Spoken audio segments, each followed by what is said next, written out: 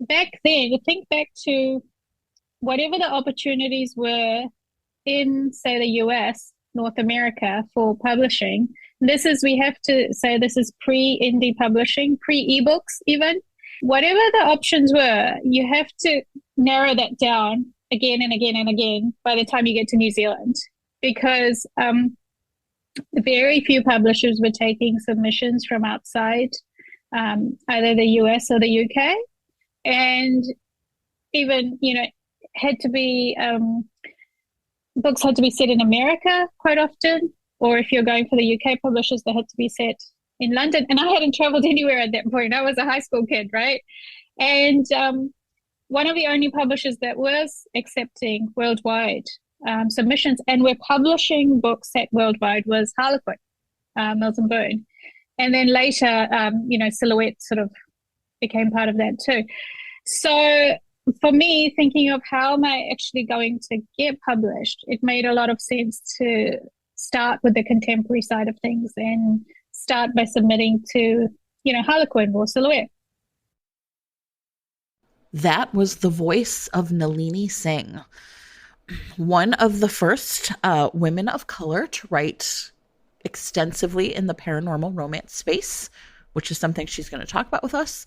Author of both the first and second seasons of the Side Changeling series. I love that. I love the way she thinks about that. Along with the Guild Hunter series, the Rock Addiction series, and category romances. We're going to talk to Nalini about her journey through romance, the way she perceives herself, the role of New Zealand romance authors, and what it's like to send your first manuscript off when you're a teenager. The best. This is Fated Mates, everyone. I'm Sarah McLean. I read romance novels and I write them. I'm Jennifer Prokop, a romance reader and editor. And without further ado, here's our conversation with Nalini Singh. Welcome, Nalini Singh. We are so excited to have you on Fated Mates in as a trailblazer. I'm so excited to be here. I love the conversations you both have had. Oh, well, obviously I cannot speak English. On the previous episodes, I really enjoyed. It's really fun to be here.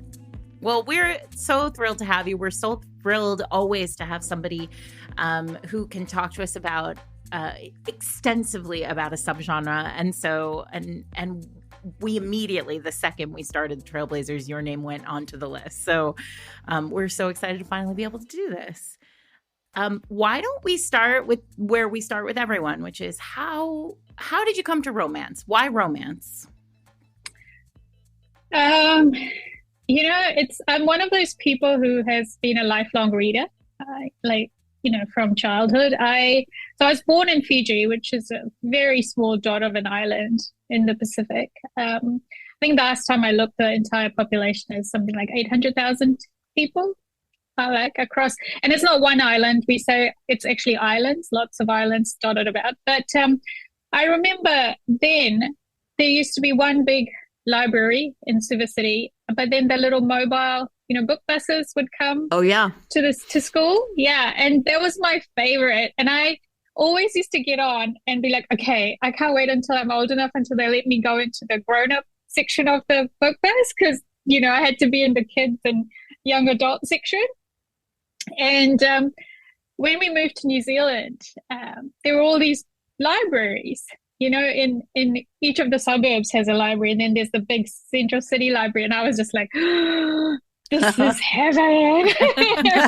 So I think my love of writing definitely came from my love of reading. And in terms of how I found myself in romance, particularly, I think, I started reading romance quite early at the Mills and Boons, Yeah. So do you remember who those authors were, the books that really brought you to the genre? I went to see my aunt at one point, and she was a huge Mills and Boon reader, and she gave me this whole bag of books that I literally brought back on the plane. So, and it had people like, Betty Niels and, Anne Mather.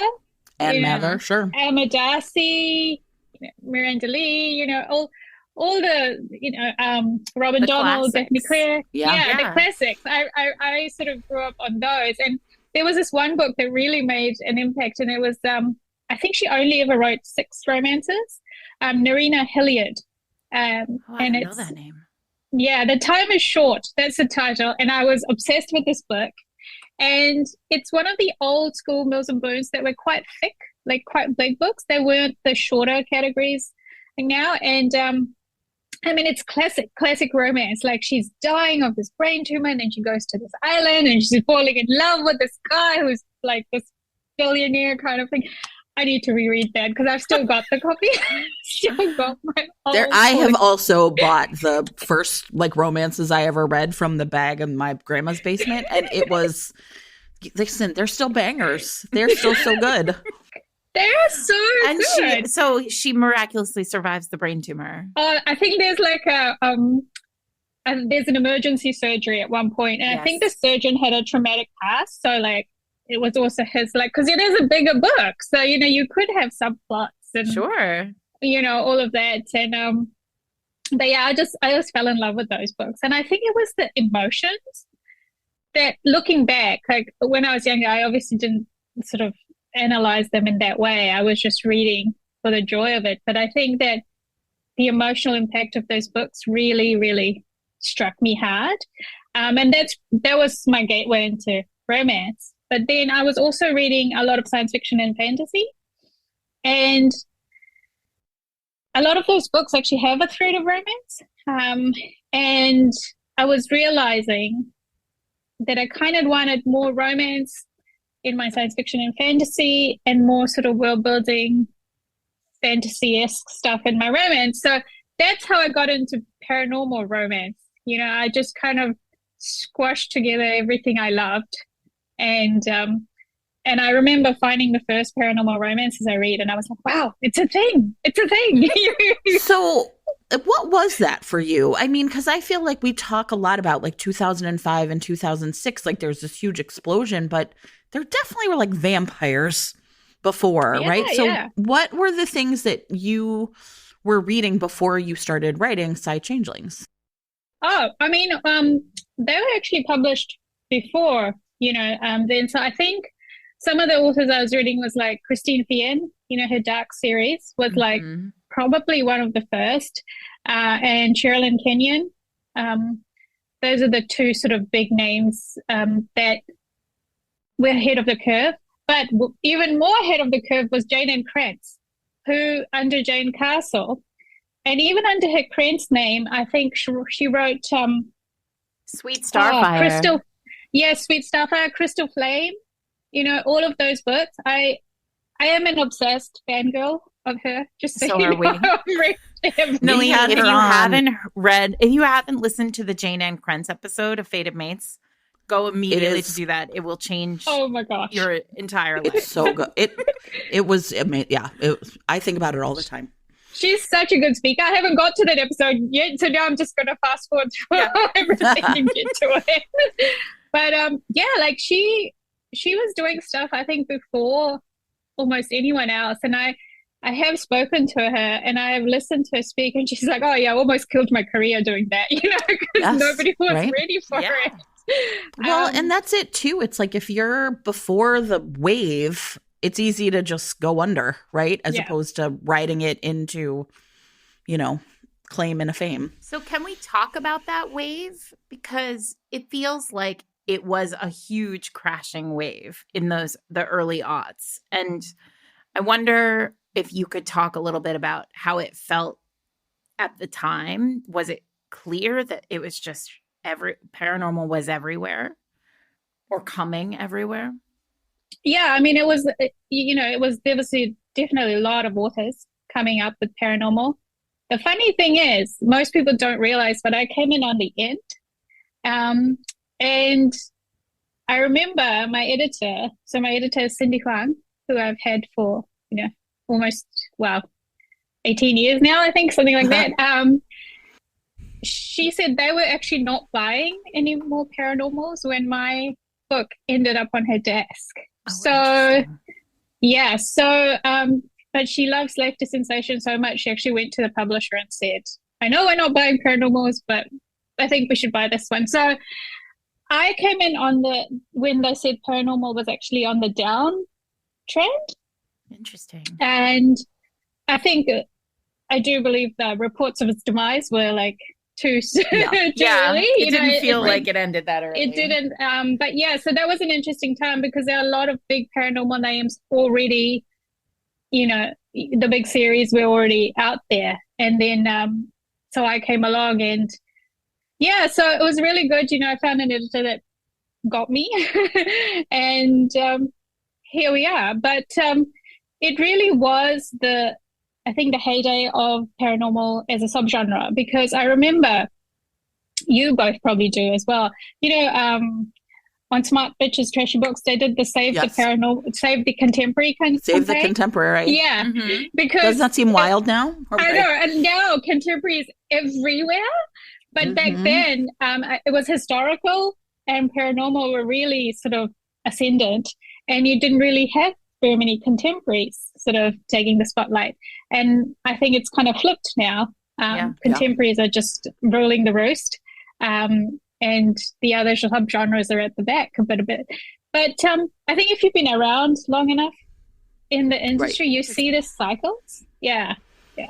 I mean, there are huge boom and bust cycles. I feel like whatever like romance gods there are also ruled like the stock market and like the Rockefeller's bank account, right? Like it's like boom and bust. That's all we know. Well, right? Nothing in the middle. Before we go much further, I want to name though that your first book was not Slave to Sensation. No. So could you take us back a little bit and talk to us about the very beginning? Why did you start writing? What were you writing? How did you become a published author?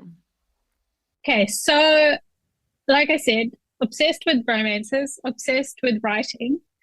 And I decided quite early that I wanted to write a novel. And funnily enough, one of the first things I wrote was looking back as like a science fiction romance. It's like half written. It's like about a prince with lasers coming out of his eyes, and he can't fall in love because his lasers kill everybody. And I was quite young, okay? And no, this is perfect. But part of it was the reason I started in category romance, and one of the reasons I started, well, there's multiple reasons.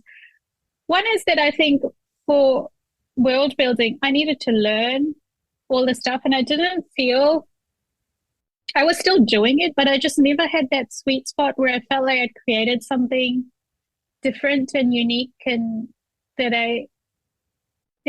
everything felt shallow at that stage that I was building, but I had the romance down, right? I felt like I had the romance down at least.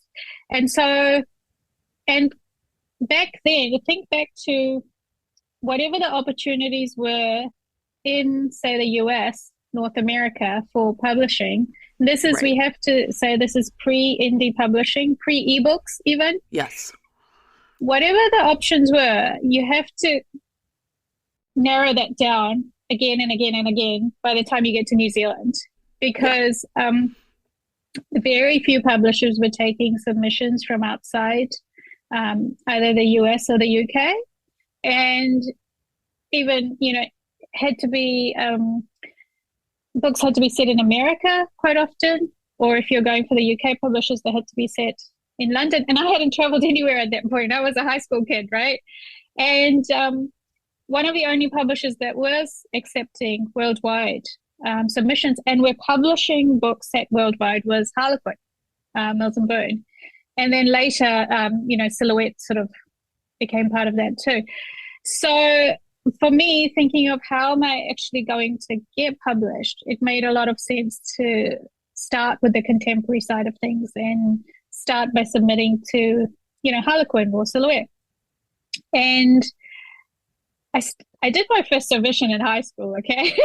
It was amazing. So proud. It was a terrible book. But I'm so proud. I wrote a whole book, right? And it was called, that's amazing. The heroine had a broken leg, and the title was And a Broken Heart Too. Amazing. I still have that book, you guys. Yeah. I made my best friend at high school read it, and she was like, I guess it's good. Like she wasn't a romance reader at all. Wait, so what happened? I need to know. So you submitted. Oh my God, I should have Did pulled you out get a my letter back? Did you get letters back? I got like a not a letter. It's like A what do you slip. call it? Like compliment slip. Yeah, like a Basically little said, slip. no, we don't want it. We received mail from you. That's all we're willing to say.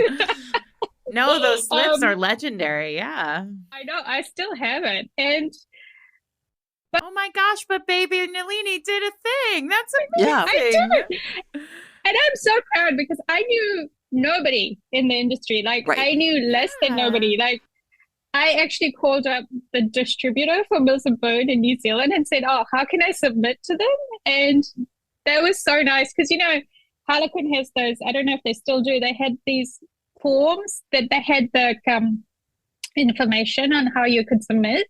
And the distributor's like, oh, we've got one of these. Shall I send it to you? This is New Zealand, guys. They're so amazing. Nice. That's amazing. You know, Nalini, you're not somebody else we talked to. Had It was this Mary story. Baylog. She sent it to like the warehouse and somebody read it and passed it on. Forwarded it on, yeah. Yeah, you have to be a self-starter in this industry. And I think back then, you know, that was how you did it. Like you had to get in front of somebody. And if you didn't know anything, you just rang around and until you found some information. So at this point, because now there's a very robust community in New Zealand, a romance writing community in New Zealand. But at the time, you didn't know about it. I didn't know it. So I was, I'd actually submitted, I would say probably 3 or 4 manuscripts, or maybe 3. By the time I saw this little article in the local newspaper about the Romance Writers of New Zealand conference. And I think at that time, maybe it was the 3rd or 4th conference. So it hadn't been around super long. And I was like, wow, it's like first time I heard of other people in New Zealand trying to do this. And I knew that Robin Donald and Susan Napier and Daphne Clare wrote for Harlequin. So I knew there were authors in New Zealand who did it. But the idea of actually meeting any of them was just completely like, you know, they were celebrities, and how was I going to meet them, this kid from the suburbs kind of thing.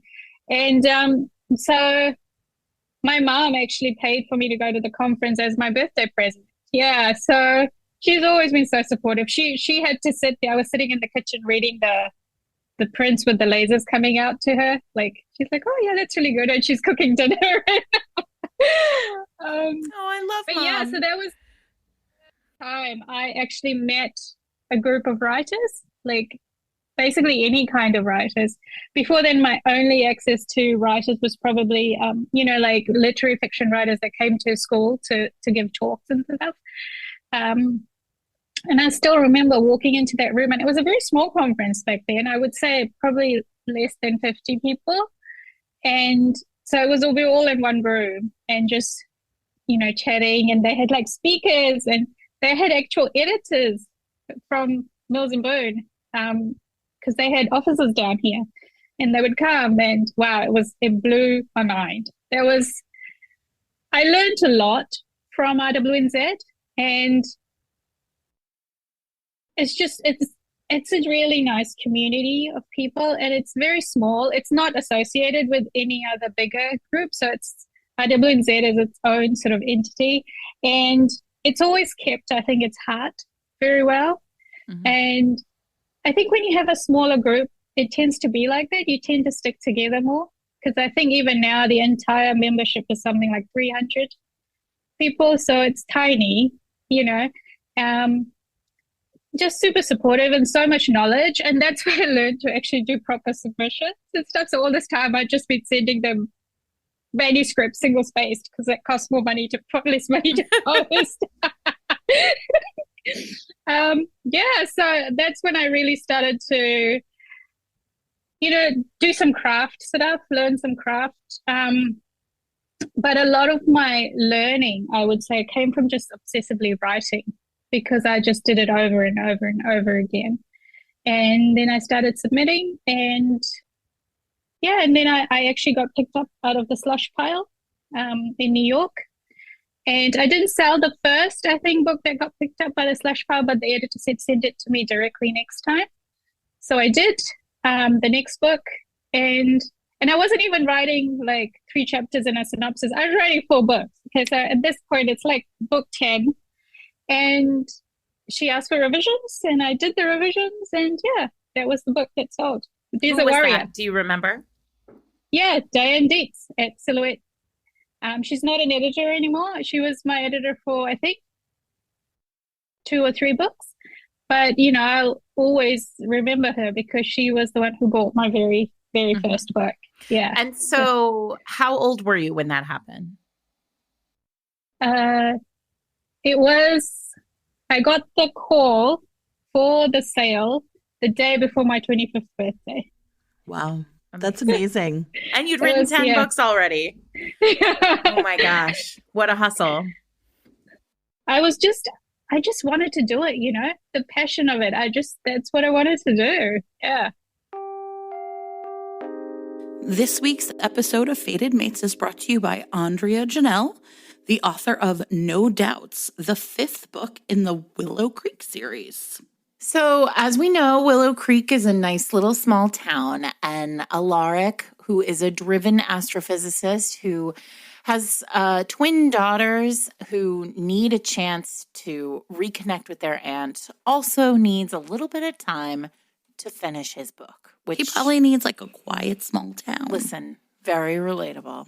What he does not have time for is shenanigans. Certainly not age gap, grumpy sunshine shenanigans with Farah, the adorable niece of the owner of this bed and breakfast that he's in. Farah's whole life has been turned upside down, very topsy-turvy since the pandemic, and she is back in Willow Creek to just kind of have a moment of peace. But as we know, there is no peace in age gap, grumpy sunshine romance. And, I mean, he can't deal with her sunshine, I bet, Sarah. He's cannot so deal grumpy. With her sunshine. She is providing turn-down service of all kinds, I think. And listen, if you love a bed and breakfast, a grumpy astrophysicist hero, and a heroine who just wants to give him a little love, this is for you. Well, and we've also had readers who are interested in single parents and widowers. So this really hits a lot of the things that sometimes people like in a hero. So you can get No Doubts in print or ebook or with your monthly subscription to Kindle Unlimited. Thank you to Andrea Janelle for sponsoring this week's episode. So when you then like sort of really transition kind of from category to paranormal, did you have a sense that you were really like, I don't know, like it just became such a massive success, like the whole Side Changeling series? Or did you really feel like it was, you said earlier, like you were too late for it? Like when did you realize like maybe they weren't quite right about paranormal being over? I think when I started to when I became full-time as a writer, because that took several years as well. And also because I'm super conservative when it's, even though I quit my day job after selling my first book. Yeah, people don't do this. I was young and I was like, you know what? If I'm going to quit my day job at any point, it might as well be now when I don't mind eating noodles every night if I have to. I kept doing part-time work for a long time because I really was like, I need to be in a position where I can support myself, because writing income is very sort of erratic. It's not like a job where you get paid, weekly or bi-weekly. So, I think when I actually went full time, I was like, okay, yeah, like this is happening. These books have got legs, and yeah, maybe. Yeah. And I think also, I think it was probably around the same time that the first book actually, so the first book to hit like the big bestseller list was, I think, the 4th book in the Side Changeling series. So Mine to Possess hit like the extended New York Times bestseller list. And yeah, it really felt like okay. Because prior to that, I was very aware that series don't always get room to Right. spread. That Mhm. readers get readers don't, get interested in them, or for some whatever reason it doesn't strike a chord, and then that's it. Back then there Right. was no way to finish them. You stopped and you started writing something else. And so it felt like, wow, this is actually picking up readers as it goes along, which is a really nice feeling when you're starting something completely new. Yeah. Right. So you started the Archangel series. Like, so at some point you had like kind of two paranormal series going. I mean, you're a very prolific writer, right? You produce. So was that something you just had a urge to write like another series in another world, or were you trying to branch out? Like, what was what was your thinking about like sort of starting a second new series when we already know that series can be a little dicey? Yeah. So you know how I said I wrote obsessively all through school and stuff? So I wrote through uni and I went to law school as well. So I wrote through that. I wrote through being a junior lawyer. So by the time I got to be a full-time writer, I was like, I have so much time. Like, I have so much time because I was so used to writing in really concentrated chunks. Like, Sure. I would have 45 minutes maybe if I was lucky in a day, and I would just write. And so once I got over I don't know if you find this, Sarah, but like when I went full time at first, I was like, la la la la, I have so much time. Da, da, da. Takes a while Mm, to sit. Yeah, Yeah. You waste so much time, I think, when so you much time first because you leave a don't job. realize. Yeah. So, but once I settled down, I realized, my writing pace and the way I wrote was such that I had a lot of room to do something else. And I said to my agent, I've already got this one series and it's quite a complex series, and I knew what I wanted to do with it, and I knew it would, the complexity was going to grow. And I thought, I'm going to write some standalones in between. So I'll write standalone stuff, which will be easier on my brain. And mhm. it'll give me, like it'll refresh me between the side changing books. And what I did not realize is that I write series. Yes. Is that you can't stop world building. Yeah. So especially in paranormal or sort of urban fantasy spaces, I wrote Angel's Blood, and I kept telling myself it was a standalone. And so now a lot of people look back and say, oh, you put the seven in place and they were all going to have books. No, they weren't. They were just going to exist in this one book. No, That Sure. was that's the against the plan. rules of romance. And so it's quite funny. Everybody was like, you're writing a series. I'm like, no, it's one book. But One book. so yeah, it was an accidental series, that one. It was just by the time, got to the end, I was like, okay, well, I can't stop now. It's, the world was too big and there was too much I wanted to do with it. So Did you have a group of, because I'm sort of fascinated by, writing on the other side of the world, right now, where, however many hours apart, you're in tomorrow as we talk. yeah. Did you have a community of other writers in New Zealand who you were connecting with, or, were you connecting with the other paranormal authors around the world? What was your community like during all of this? So at first, I had my local group. They're amazing, and you have to remember the online spaces just didn't really exist the way they do now. So I think there were a few message boards and stuff, but I just wasn't on them. Wasn't aware of them. I think at that time you were really online if you were a bit more techie, like you had the knowledge to get into those spaces. So I was very local, and I had such an amazing group of people here. I am still friends with them to this day. We still get together regularly. Um, my friend Yvonne Lindsay, she wrote tons of books for Desire, and she's writing thrillers now under Evie Lind. She was one of my first friends, and then like Karina Bliss, she wrote the Rockstar books. Louisa George, Tessa Radley. There's so many names. My friend Shah, who is more into marketing side of things. My friend Peta. These are people who have been in my life for 20 years and counting, and it was just such a nice group of people, and we supported each other. And on the next level up, so these were people I grew with, right? We all started on the ground floor. We're submitting, we're writing stuff, we're trying things out, we're sharing information. But on the next level up, we had people like Robin Donald and Daphne Clare, who were really, really generous with their time and just really helped support younger writers coming up. They used to run a romance writing course up north, and they actually invited me up there at one point, and they were just so encouraging and telling me, like, yeah, you can do this. This is what maybe you need to do with your work to take it to the next level.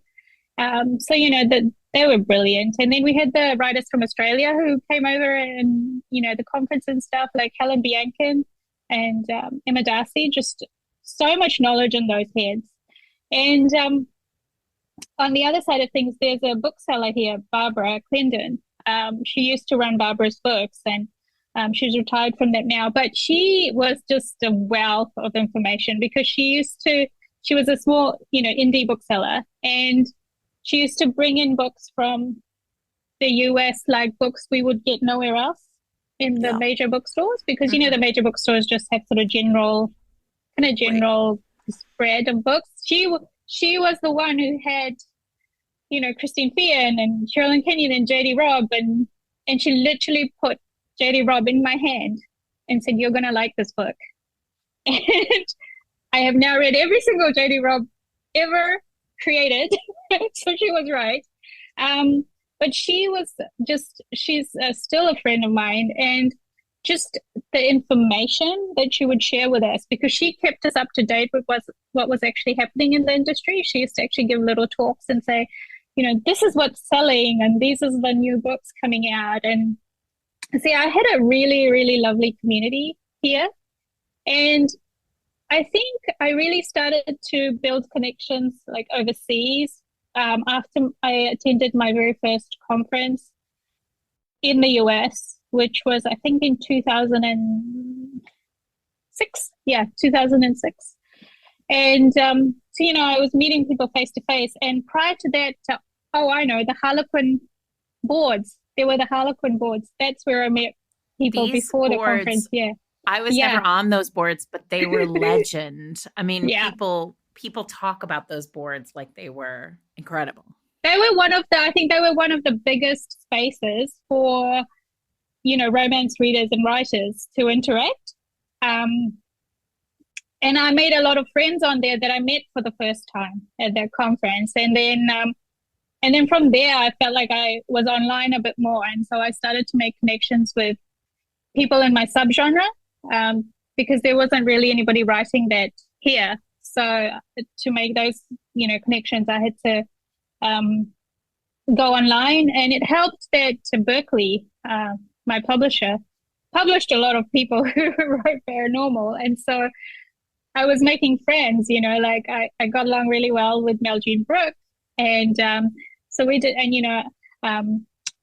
and then, the names are just going to go out of my head, like I said. But, there were so many people, and we used to get together and do like, promotion things together, and all organized online. And so the community has grown now, I think, considerably,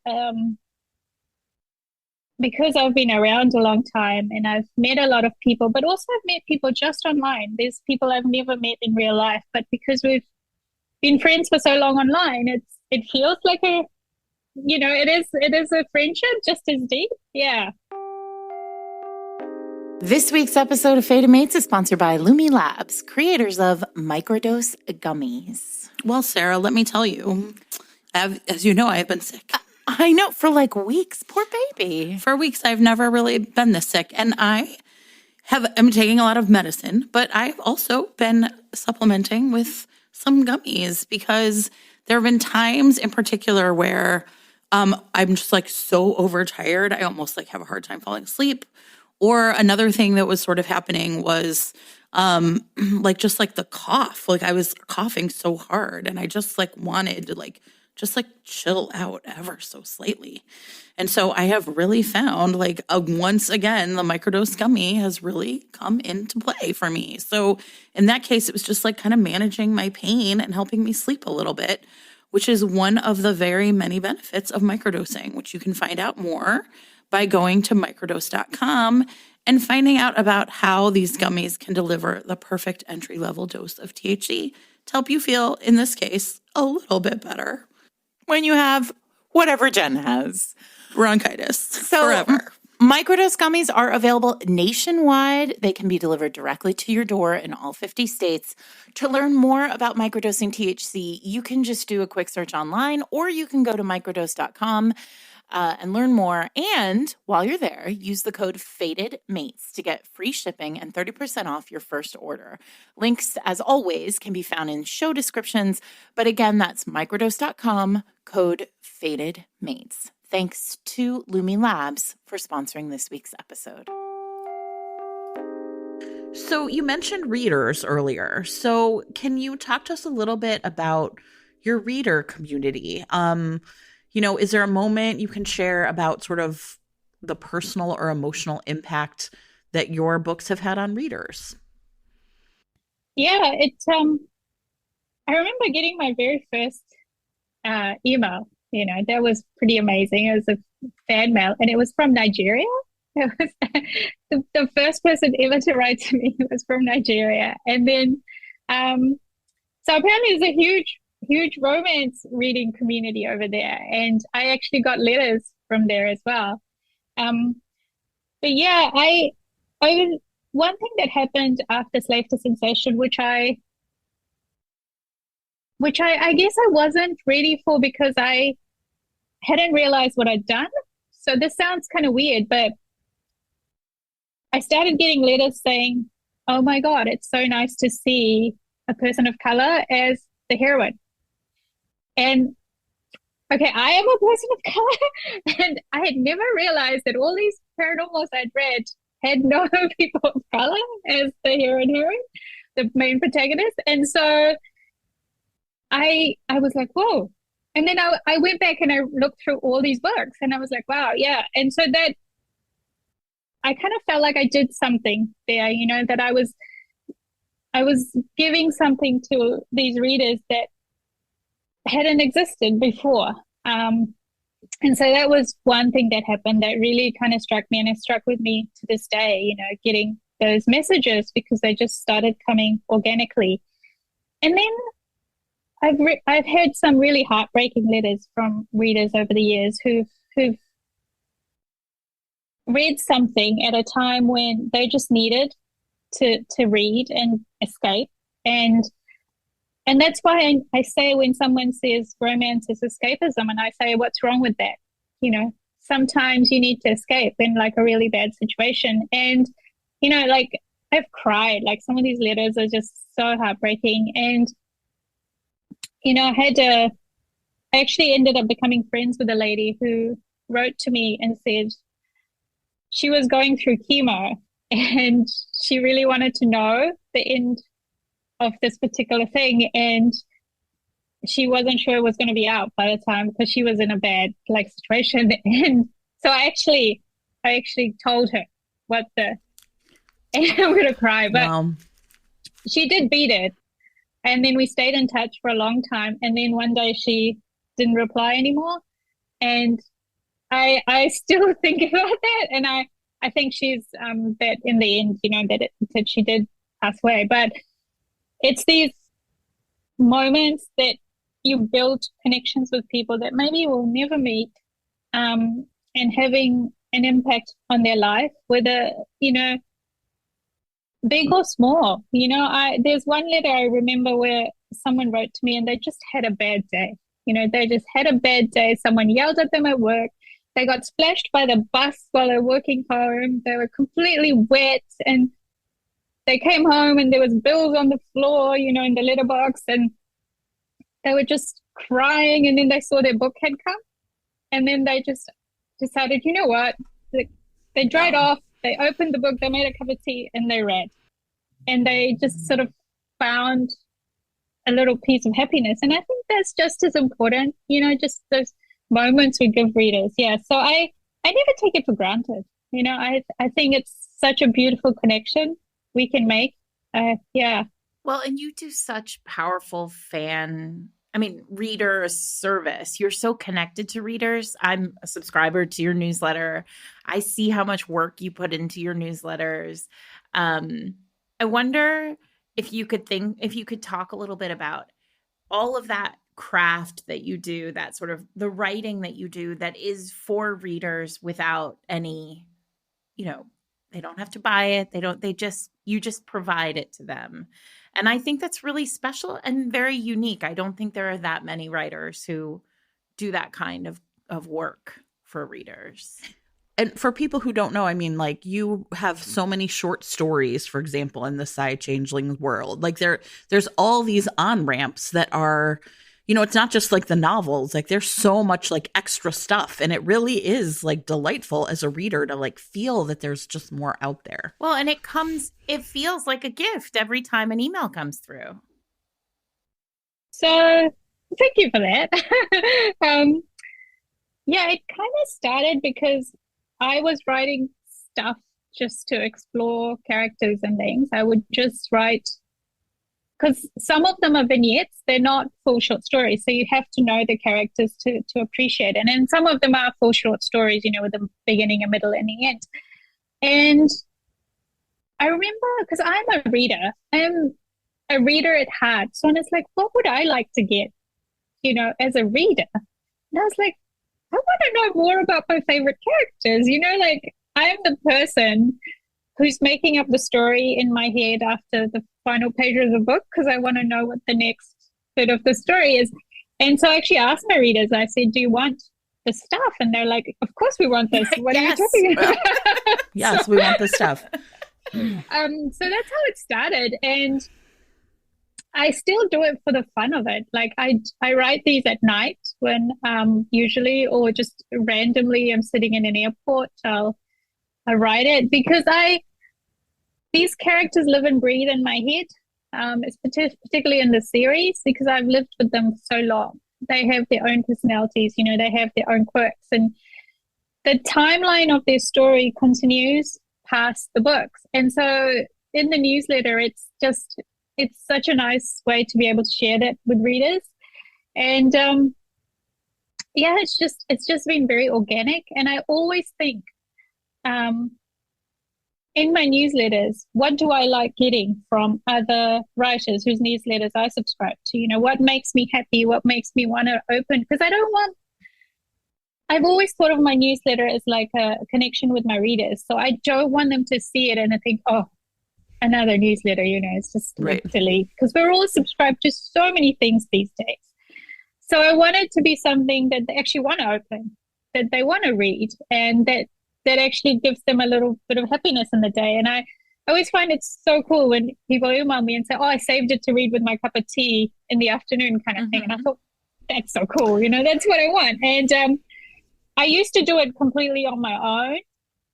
I have an assistant now, so she helps with putting links and all of that, doing the formatting and stuff. So that's really helpful. But the writing is still me, because I think it's really important that I'm the one that's speaking to my readers with their newsletter, because it is a one-on-one connection with each reader. And I have fun with it. And I think if somebody else was going to think about doing stuff like this, you have to have fun with it. Like you have to enjoy it as a writer. And that's what comes through. Like, I write these fun little stories about the bear cubs, getting covered in flour because they decided to bake a cake in the middle of the night. And that cracks me up. I'm laughing along as I'm writing. And so it doesn't feel like work, it's just like I'm just having a bit of fun. It's just joy. Yeah, it's just joy. So I actually have I have two very good friends named Kelly, and one of them is a huge Side Changelings reader. And I was like, okay, Kelly, what do you want me to ask Nalini? And she said, is Alice Eldridge ever going to get a story, a vignette, and anything? And I was like, I'll ask her. This is the first time for a Trailblazer interview where we've... Yes.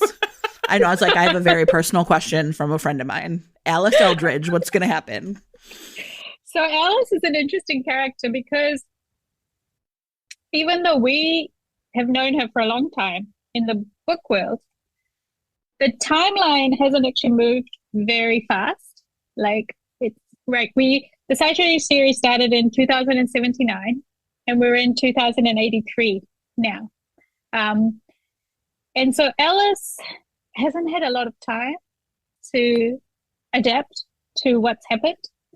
So I've never forgotten her. Actually, I never forget any of these people, but with the Sci-Fi series, there is a very strong overarching story structure. And so it's always like, who is important to this part of that story structure? So sometimes it's like, well, I can't actually get a character in just because I want to see them, right? Yeah. So the answer is I haven't forgotten her, and it is possible. It is possible something will happen, but she's not growing really old or anything out there. So I have a structure question for you. I wonder, sometimes you talk to authors, especially authors who do such intense world building in paranormal or urban fantasy. And the series is complete in their head. They maybe haven't gotten to the end, but they know what the end game is. They know how many books there are. They know sort of what the plan is. But your world, like Changeling, there's this intense world building.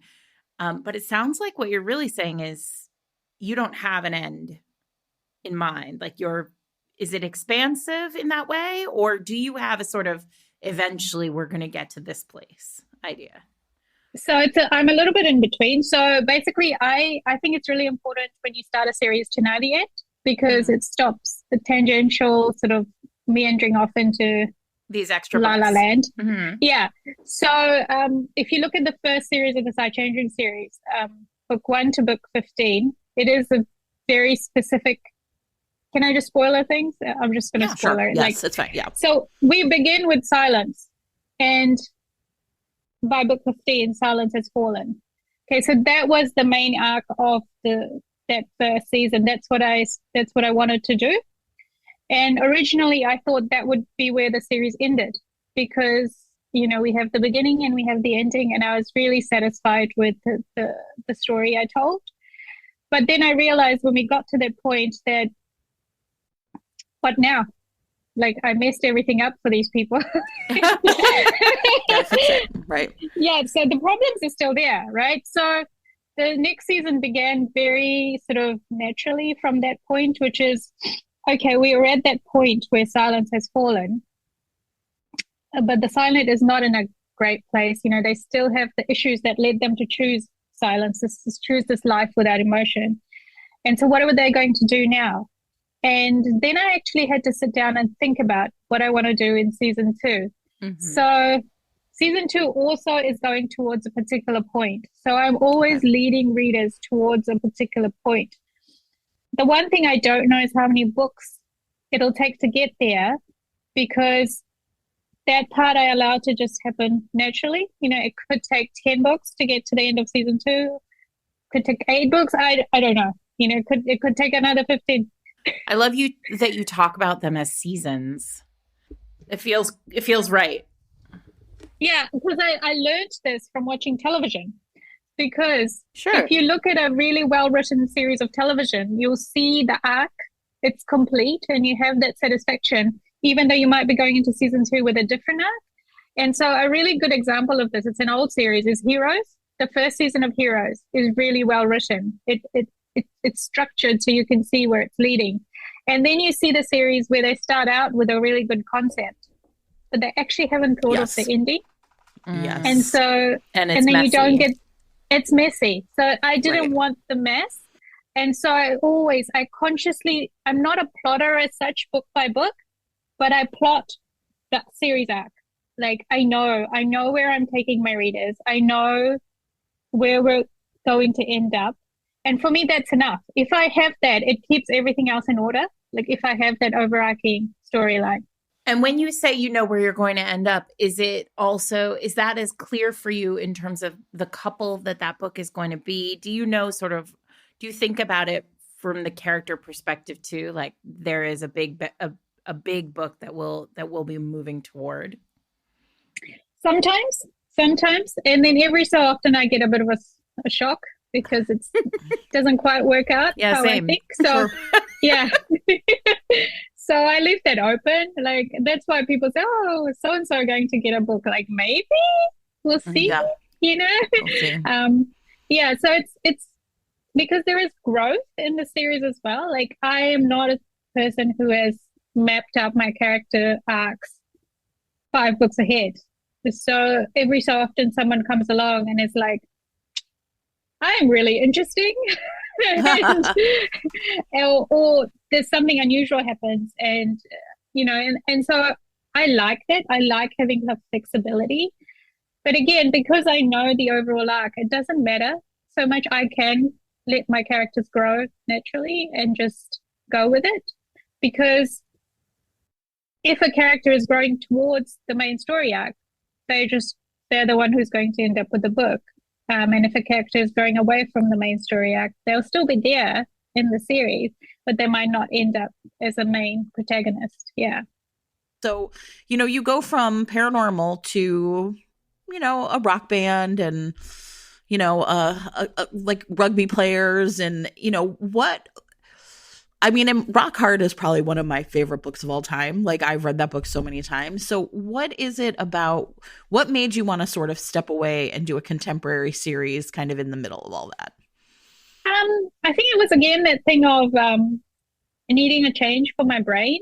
Like, because at that point I was writing two paranormal series. So the Guild Hunter series, a little bit more urban fantasy. And then I've got my paranormal series. And I was like, you know, I really need something different. And I do like to challenge myself as well, just to see if I can do stuff. And quite often I will just write it.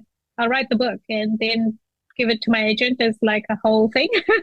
I don't advertise it. I don't tell anyone I'm doing it because I think it's good to just do stuff as a writer for myself and without any pressure.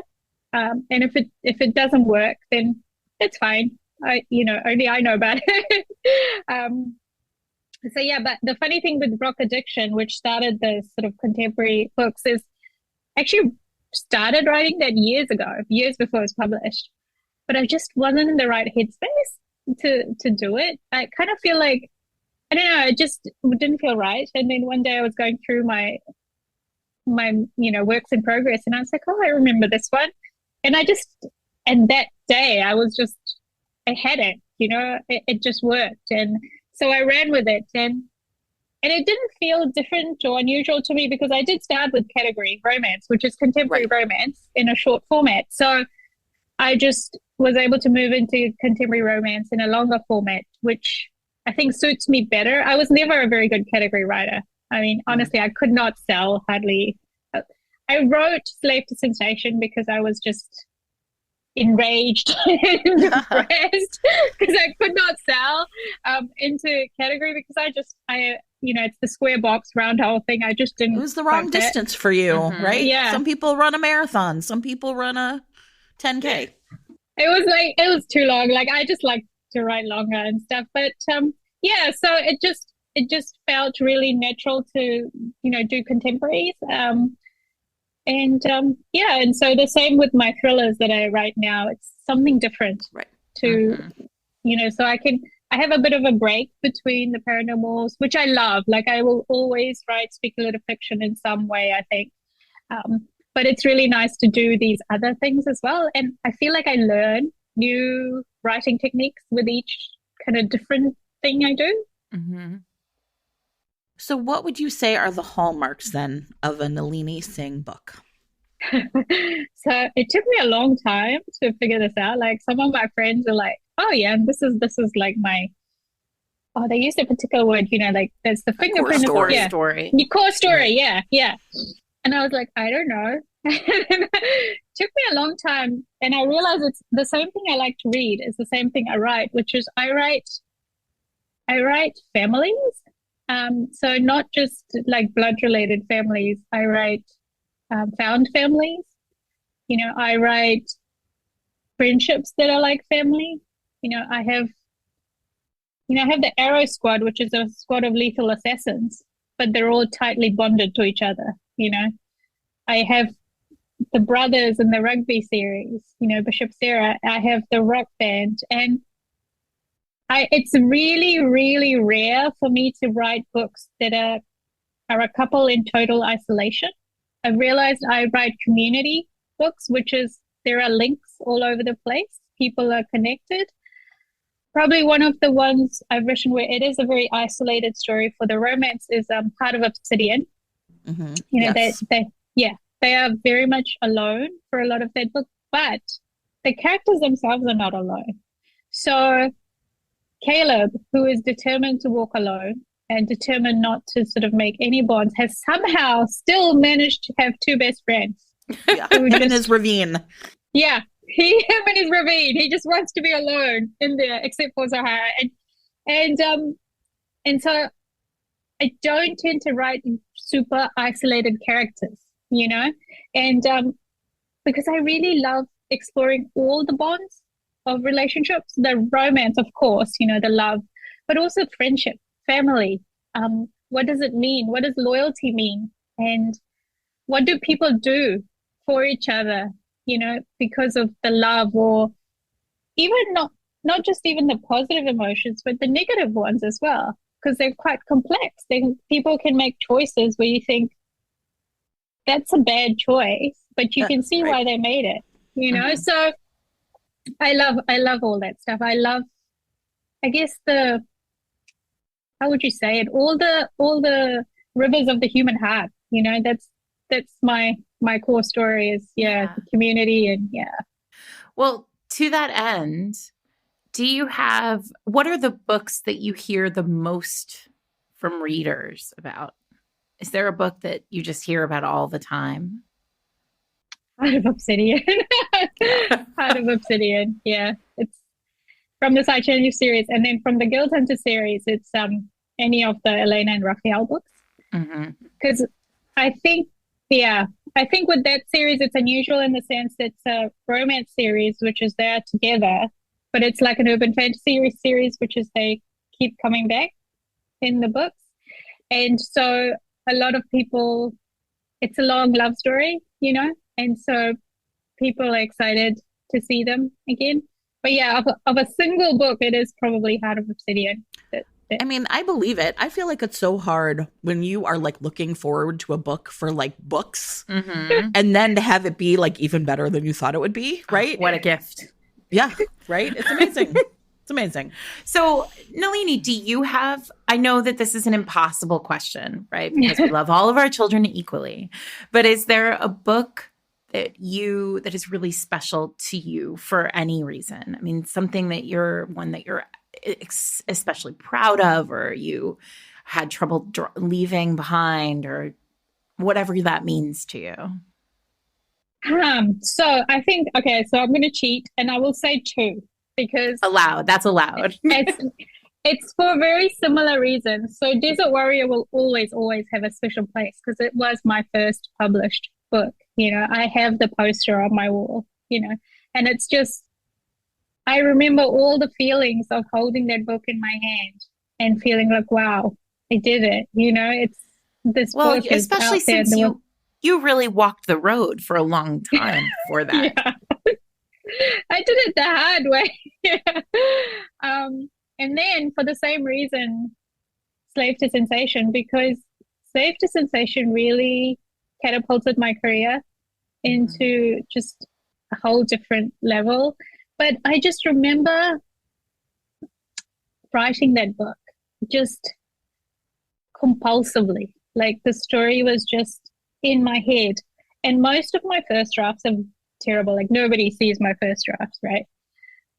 But this book, a lot of the first draft is in the book, like the published book, because it was like the story had been growing and growing and growing in my head all these years, and then it was ready, and I just had to type it out. Like I literally, that's all I did. I lived, breathed that book, and yeah, and it is a seminal book in my career, and it is the place where people really heard my name.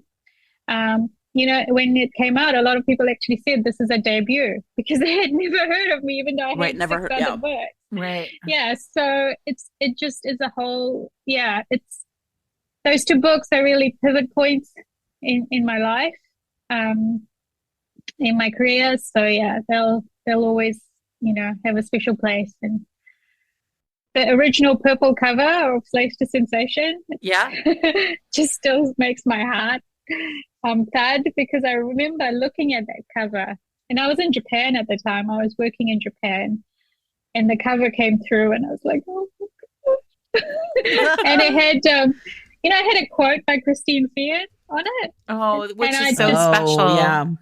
I know. I almost died when she gave me a quote, because it was like, she read my book. I was Right. just like, I was just overwhelmed. And yeah. So two very special books, but it's true. We love all our books. I think every book is the favorite. Like, that's why. Yeah, you're but there are obsessively some running that it. are more special. They do feel special.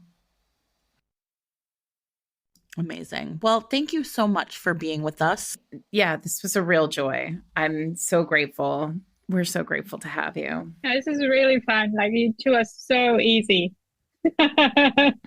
Thank you for your gorgeous books.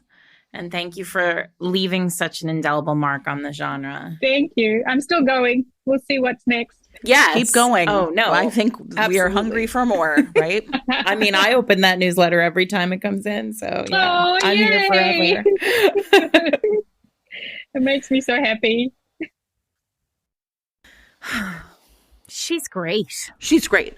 I really was amazed. The story about sending off manuscripts when Right? she was a teenager is amazing. What an amazing kid she must have been. My God, when I was a teenager, I was no more prepared to do anything like that than I was to fly. I could barely write my college essays, everybody. So clearly that was not. She's writing book after book after book. First of all, and a broken heart too. Honestly The amazing. greatest. The greatest. greatest. We're going to all be scouring KU for the next couple months, seeing if it'll pop up. Yeah. No, but what a great story. Every single one of these authors has such a unique story, but it was really interesting to me because you caught it too, as she was talking about how being in New Zealand, she called the warehouse in New Zealand because what else do you do? And I was like, I think Mary Bela told that same story. Yeah. And, Mary Bela also did not live in the United States. Although I think at the time she lived in Saskatchewan. So, but it's just so interesting because you hear so many stories.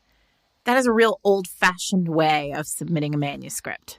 Gone are the days when we wrapped up our paper and mailed it to God knows where in New York City. The thing that's kind of amazing about it too is, her first book was published in 2003. We are not talking about that long ago.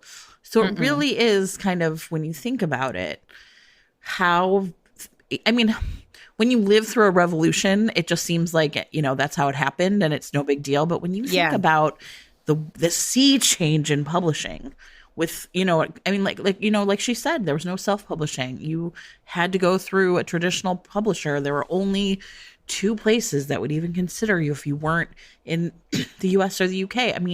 It's almost impossible for us to imagine that now.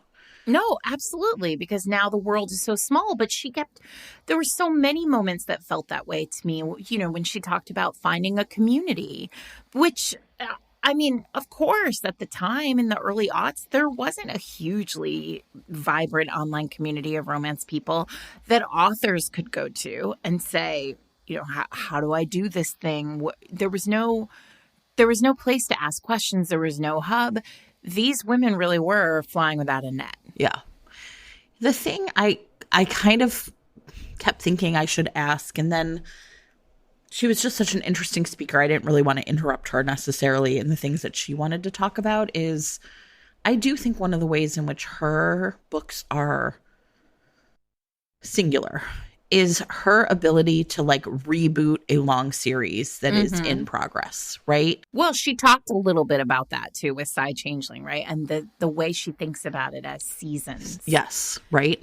Because many people have said, like, you know, you could start at Silver Silence, which is what I would assume would be like the beginning of season 2.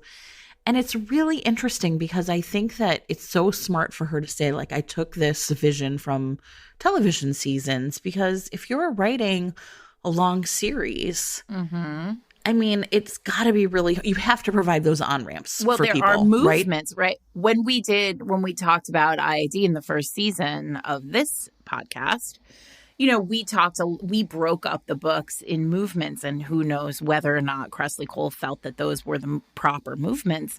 But what I was getting at when I asked her, like, could she speak a little more about like characters and the way she thinks about prepping books or prepping a series for the long haul with characters, I think it's really interesting, and it speaks to her obvious past with fantasy and sci-fi, that in her mind, it really is about the overarching world. That's whatever's happening outside of the characters themselves.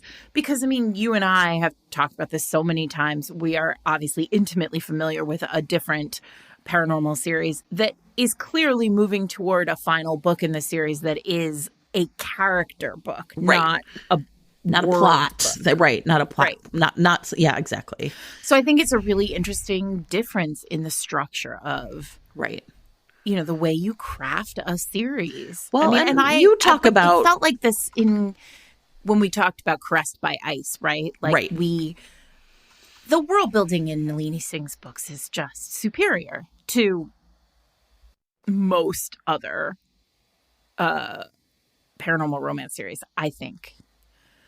And that's not to diminish the world building in other series, but like, she's just superior. Yeah. Well, and I loved when she talked about, like, essentially, like, well, I was going to do a little standalone. And then, oops, there are 7 of them. What are you doing, lady? You grew up reading romance novels. You know the rules. You know how this works. Yeah. But I mean, I think the other thing that is also really interesting to me, and I think that I think Nora Roberts is probably like this. I think Jane Ann Krentz is probably like this, is like the people who are just, they're writing the books, but then there's all the other writing that they're doing. Yep. Right. I think Christina of Christina Lauren is like this, just like writing all the time, that writing is a reward. And I know for a lot of authors, writing really is work. And I think that there's a lot of, the way that she has figured out a way to take those little vignettes and stories and just like kernels of ideas and like gift them to her readers is part of what makes, I think, it's just such a rich world. Yeah. Yeah, but don't you feel a little bit like this is particular to paranormal? You mentioned Christina. I think you mean Lauren from Christina. I do mean Lauren. Yeah, sorry. I do mean Lauren. So setting aside Lauren, who is, you know, a special case, I feel like every time we talk to a paranormal author, they're just always, they're like, Christine Feehan, certainly. The world is enormous and expansive, and I'm always thinking about them. I think about J.R. Ward saying, I'm the scribe. Yeah. They just tell me the story. And it sounds wacky when you think about it. You know, when you're talking to one of these authors at a time. But now that we have the joy of, you know, the longevity of the series of the Trailblazers, I'm starting to really think like, oh no, this is paranormal.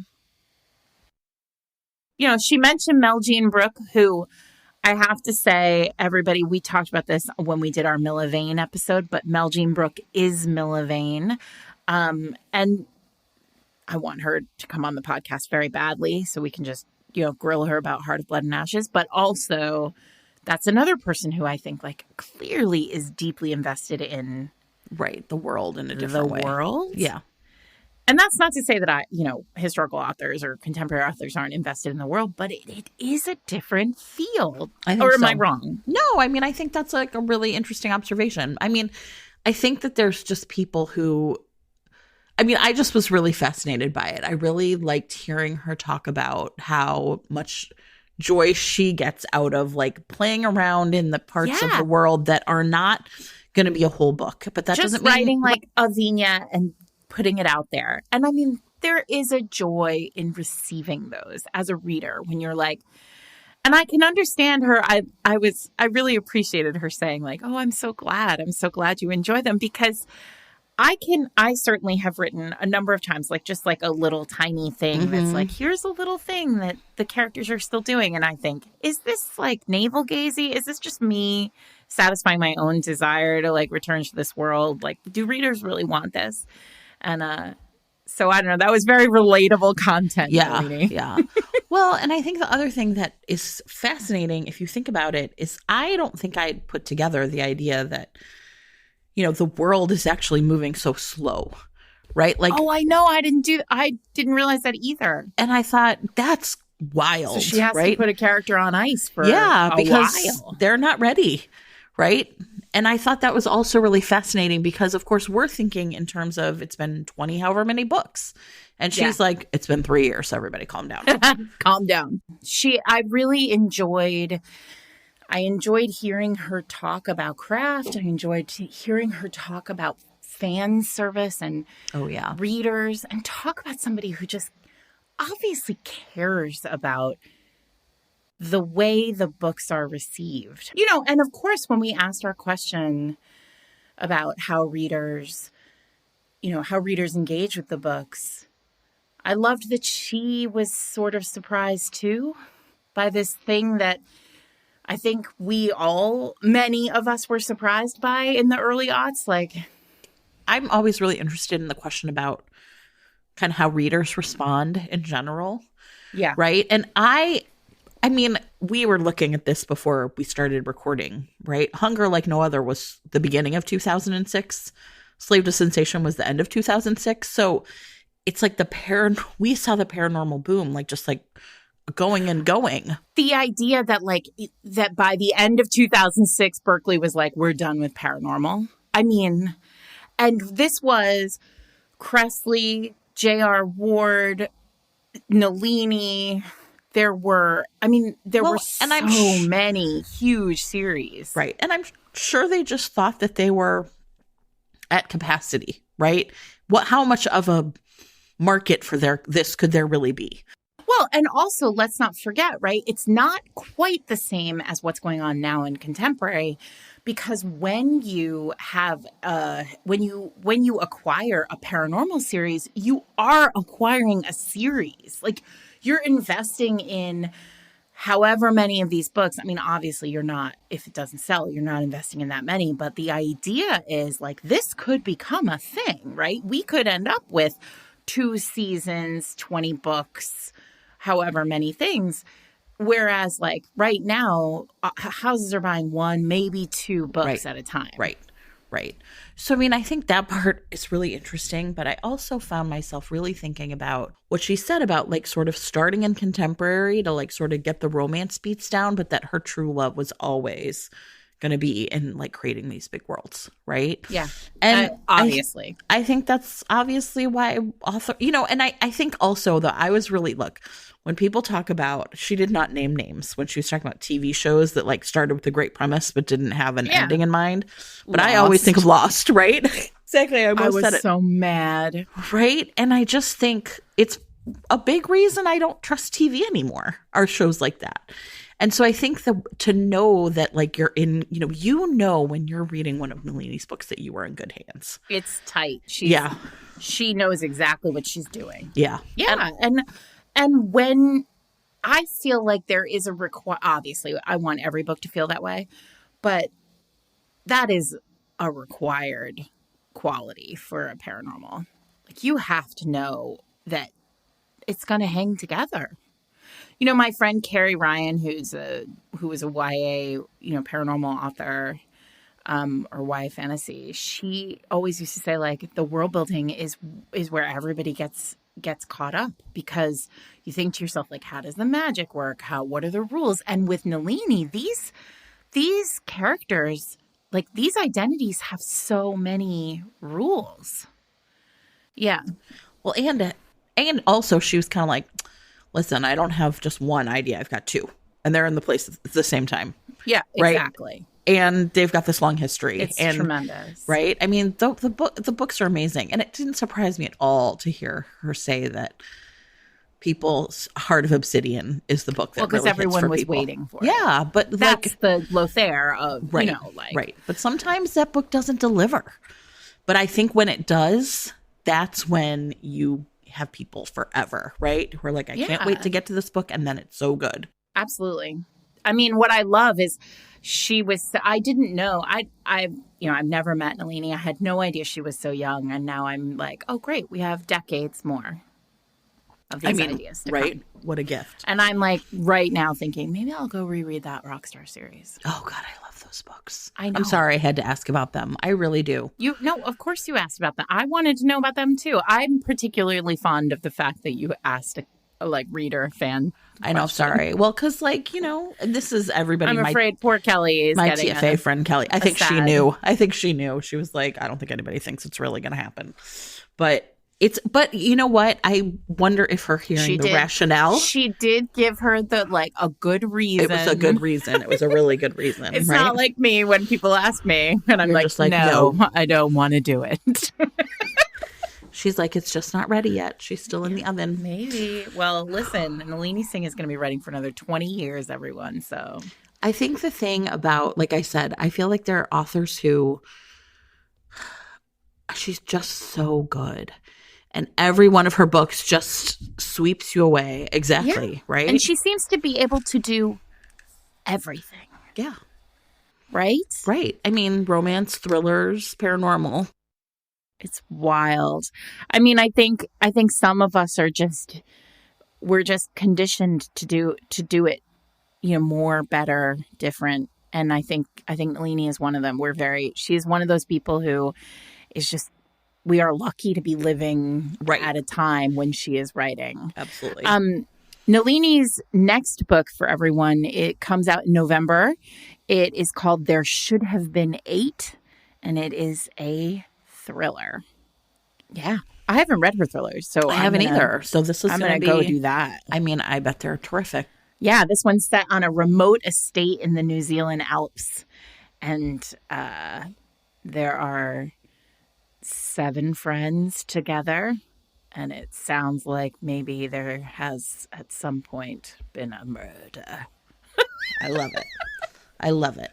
I'm into it. Her books are real comfort reads for me. Like, I've reread Caressed by Ice, which we read. I've read a couple times. I've read my favorite. I think it's Rock Hard. I can't, titles. A couple times. I love that book. What a delight. Yeah. And those rugby books are great. Very fun. For those of you looking for just like a great sports romance. She can do it all. Well, we are lucky to have her. So we are a treasure. So thank you so much to Nalini again for making time for us today. It was a real treat to have her. I am Sarah McLean. I'm here with my friend Jen Prokop. We are together Fated Mates. And you can find us online at fatedmates.net, on Twitter at fatedmates, on Instagram at fatedmatespod. And if you super duper love hanging out with us and you just wish we were more in your ear holes, head over to Patreon and join our Patreon, where you have access to our private Discord, where tons of magnificent Firebirds discuss new episodes weekly and everything else hourly, minutely, secondly. And you can find information on that at fatedmates.net/Patreon. Thanks so much, everyone.